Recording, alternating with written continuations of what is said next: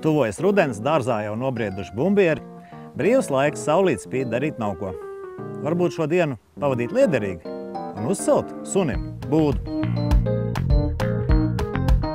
Bruņojušies ar instrumentiem, dodamies celt sunim māju.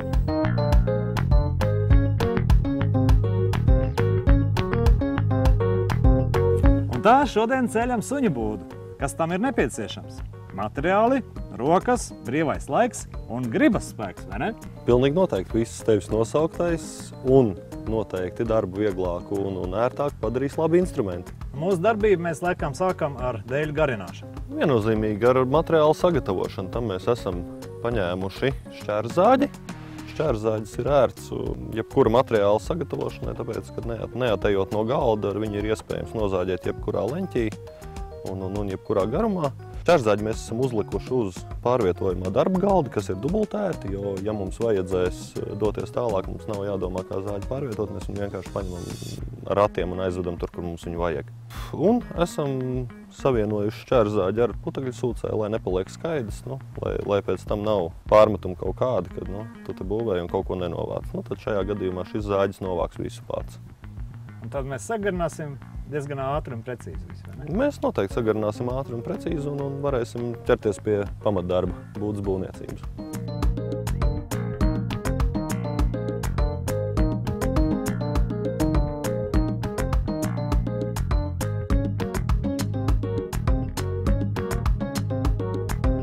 Nepagaina 10 minūtes, kā dēļi jau ir sagarināti un faktiski mūsu priekšā atrodas kas? Grīda? Mūsu priekšā atrodas mājas grīda. Tagad mēs urbjam caurumus un caurumos skrūvējam skrūvus. Kāpēc pat taisno uzreiz nevaram skrūvēt iekšā? Ir tāda nianse, ja kokmateriāls ir sauss, tad skrūvu var viņu saplēst. Un mēs negribam, lai suns pēc tam redz, ka mēs esam saplēsuši viņam grīdu. Labi, daram pareizi. Un šajā gadījumā tās nav nekādas problēmas. Mēs ņemsim, izurbsim šos caurumus, noņemsim mašīnai urpatronu, uzliksim mašīnai skrūpatronu un turpināsim darbu ar šo pašu instrumentu. Vēlreiz un lēnāk uzliec tagad apakaļ šito. Kā tas ir? Es parasti esmu pieredzis pie tā, ka urbiem ir speciālā slēdziņa, tad atskrūvē nomaina to urbīti un skrūvē tālāk. Šajā gadījumā ir viss šajā gadījumā jau esam gājuši uz priekšdrošiem. Vecos laikos es skrūvējis kaut kad sen jāatvainās, bet šobrīd praktiski visi lielākie instrumentu ražotāji pāriet uz tā saucamo quick sistēmu, kas nozīmē instrumentu ātra nomaiņa un bez papildus instrumentiem. Līdz ar to tev nav jānes līdz 3 atslēgas un 1 skrūvgrieznis, lai mainītu instrumentam.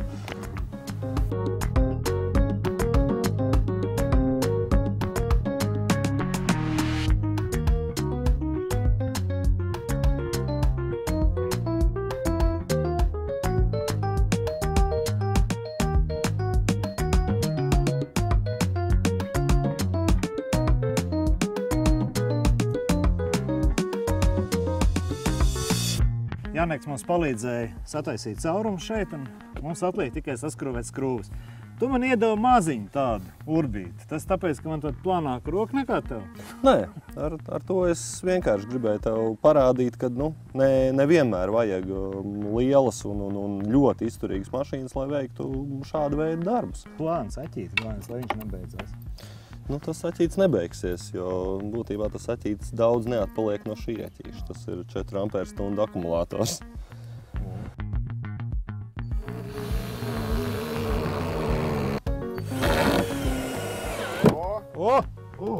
Aizgāja. Cik dziļi!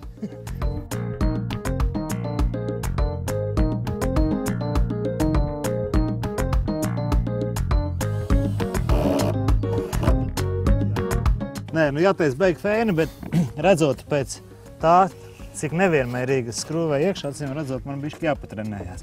Bet man atkal tās cits jautājums radās. Maziņš urbīts. Tu ko gribi teikt, ja es tagad nedēļu no vietas urbšu šitādā veidā, viņš izturēs? Viņš izturēs noteikti ne tikai nedēļu.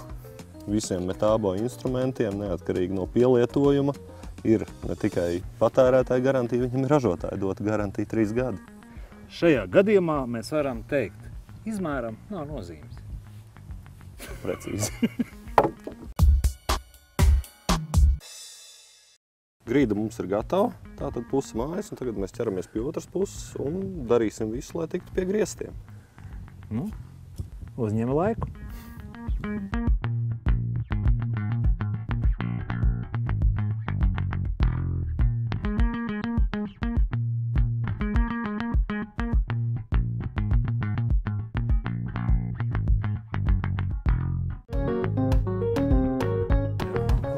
Apgriežam riņķi. Lūda nesanāca, bet Jā, mums mēs ir tāpat- lielisks galds. Jā, varbūt mēs tālāk nebūvējam. Joks. Joks, turpinām tiešām.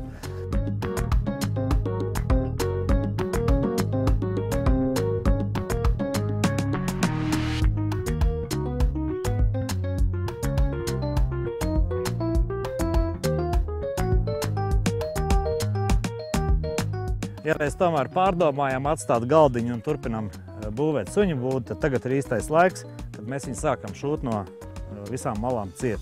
Tātad taisam sienas. Ir brīdis iepazīstināt jūs ar Janeku, kurš ir ieradies no Igaunijas, liels speciālists. Un ļoti ātrs, netipiski Igauniem. Lai ātri tikt ar visu galā, Janekam ir divas lielas priekšrocības. Viņam ir labi instrumenti un viņš ļoti labi ar viņiem māk rīkoties.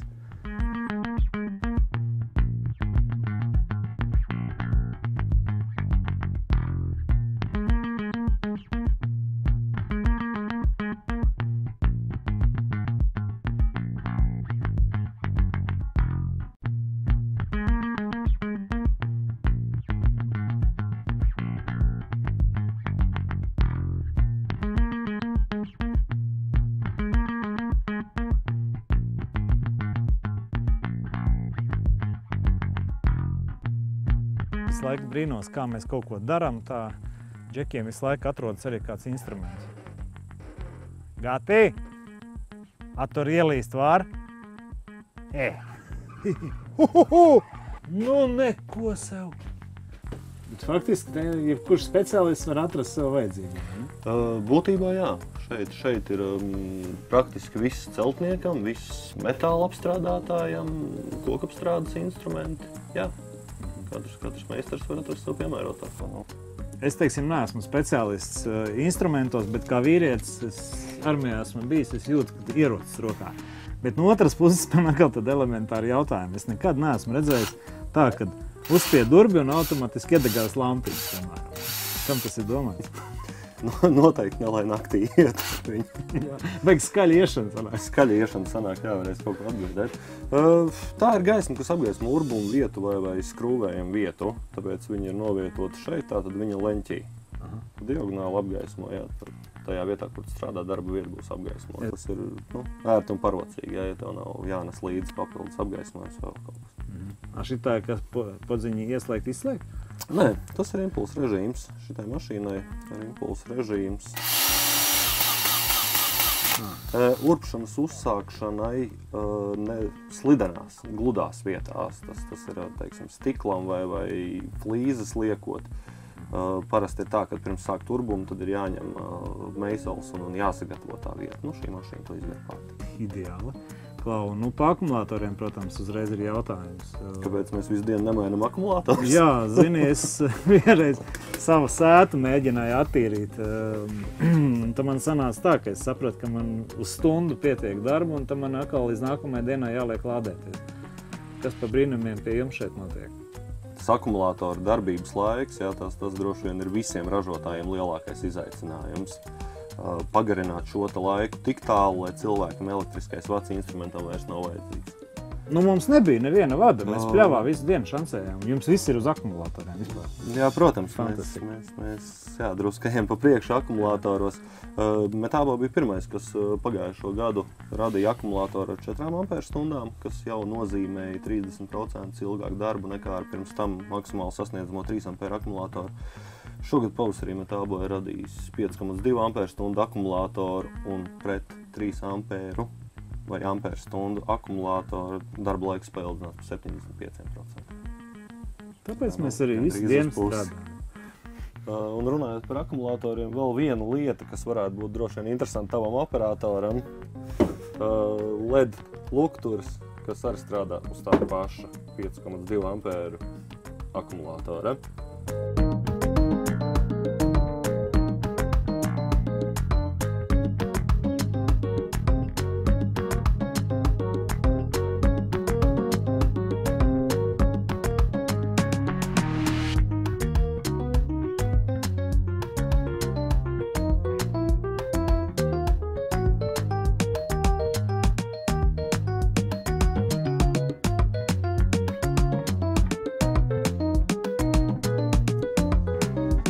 Kā mēs redzam, tad suņu būdē tuvojās Spāru svētki. Es skatos, tie lieki materiāli, man būtu priekšlikums tāds, izmantojot foršos urbļus, paņemt, izurbt te daudz mazu caurumiņus, pēc tam smuki nolaust. Bet tad tās nelīdzenas sanāks, to pēc tam līdzināt. Nē, priekšlikums ir ļoti labs, protams, ka varētu iet šo ceļu caurumiņus, tad nolaust, tad mēģināt ar slīpmašīnu vai rēveli pieslīpēt, tad atkal droši vien, ka būtu kāds gabaliņš jāliek klāt un būtu diezgan interesanti un darbietilpīgi. Mēs iesim drusku vienkāršāk ceļu. Mēs paņemsim šo te zāģi, kuram īsti tādu latvisku nosaukumu nav. Ir, kas viņu sauc par zobenzāģi, ir, kas viņu sauc par tīģeru zāģi, bet būtībā tas ir labs rokas zāģis, ar ko ļoti ātri var paveikt šādus te darbus. Es domāju, ka daram. Labi. Lai ir Spāru svētki.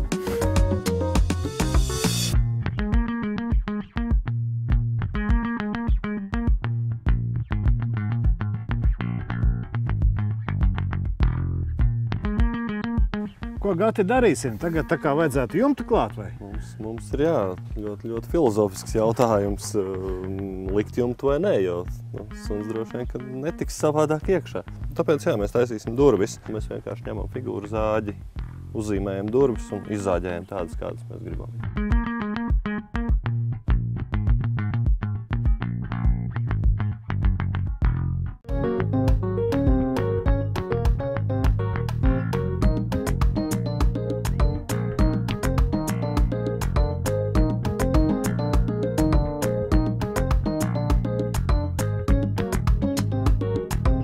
Pienācis mirklis klāt jumtu. Kā mēs viņu izgriezīsim? Ar šo te haizivju zobu zāģi?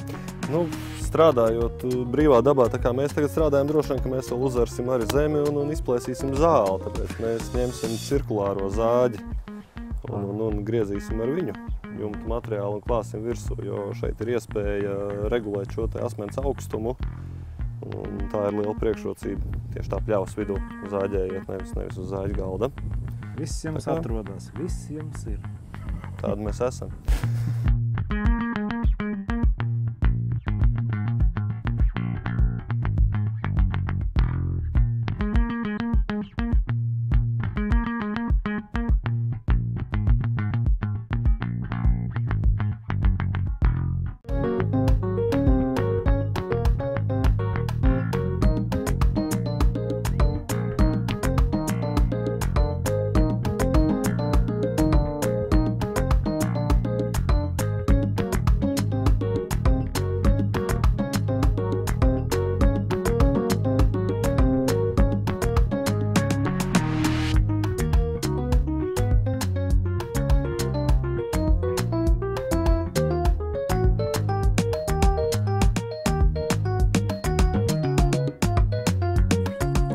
Tagad man jāķerās klāt fināla darbiem. Tā kā suņa māja vai būda mums jau faktiski ir gatava, vajadzētu viņai dot vēl skaistu ārējo izskatu. Un šeit mums palīgā nāk mūsu draugs aizsarga līdzeklis kokam Pinotex. Kā mēs zinām, tad svaigu koku pirms tam vajag nogruntēt. Un pēc tam tikai mēs varam ķerties jau pie tonēšanas. Un šeit ir arī aizsarga līdzeklis klasika, visiem zināmais, bet šajā gadījumā mēs izvēlējāmies tādu, lai būtu tonī līdzīgs jumtam, labi izskatītos un sunītiem patiktu pļavas krāsā.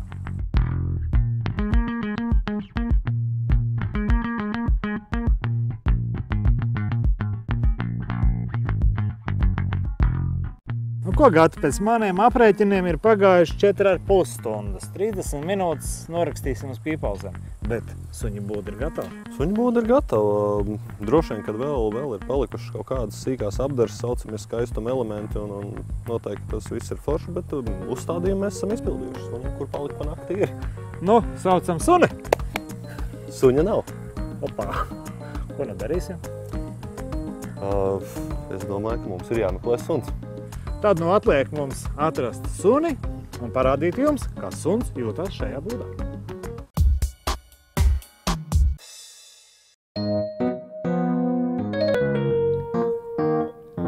Apkārtnē izrādījās, ka visiem suņiem jau ir savas mājas.